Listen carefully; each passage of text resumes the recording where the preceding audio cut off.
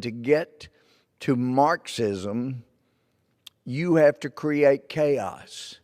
And as Paul Harvey used to talk about, one of the best ways and a critically important way to create enough chaos so that you can move toward Marxism is to destroy the family, the nuclear family.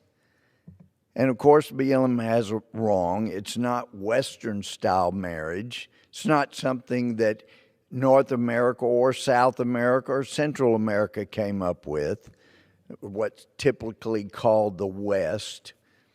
It didn't come from this side of the planet or this hemisphere, except in the Middle East. And a man named Moses had a revelation from God and let people know, here's what God says. A man shall leave his father and mother, a woman leave her home, and the two will become one. That would be marriage. Now, Western style, I guess Middle Eastern style. Didn't originate here, and it's been found throughout history to be the best building block of a very strong society. And that's why surveys continue to find that although, of course, there are people that excel coming from broken homes and other avenues, the best chance a child has of succeeding in life is coming from a two-parent home and a strong nuclear family. I've seen firsthand what Marxism does. I've heard the director of what we would now call daycare in the old Soviet Union bragging that these children don't belong to their parents. They're just temporary caretakers. We monitor what parents tell their children. If they ever say anything negative about the government, we immediately take the child away and give them to a more deserving caretakers.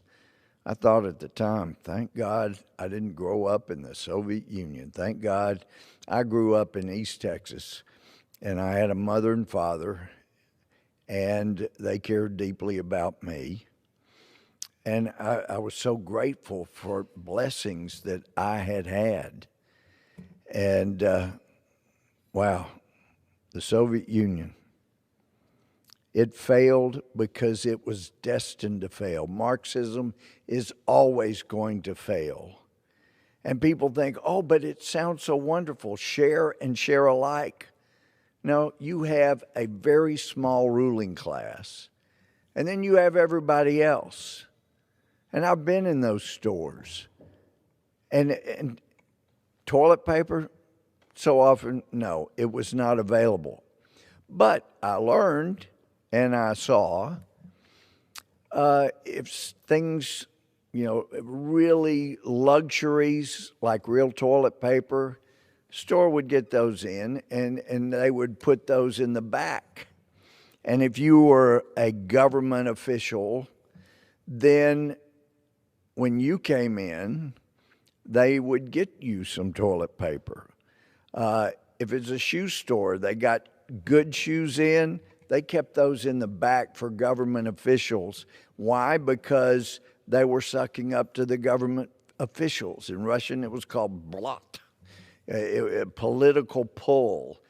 And you wanted to have some, so you kept the best of whatever you got in to sell. You kept that for people that had power, so you would do favors for them so that you might have a little power.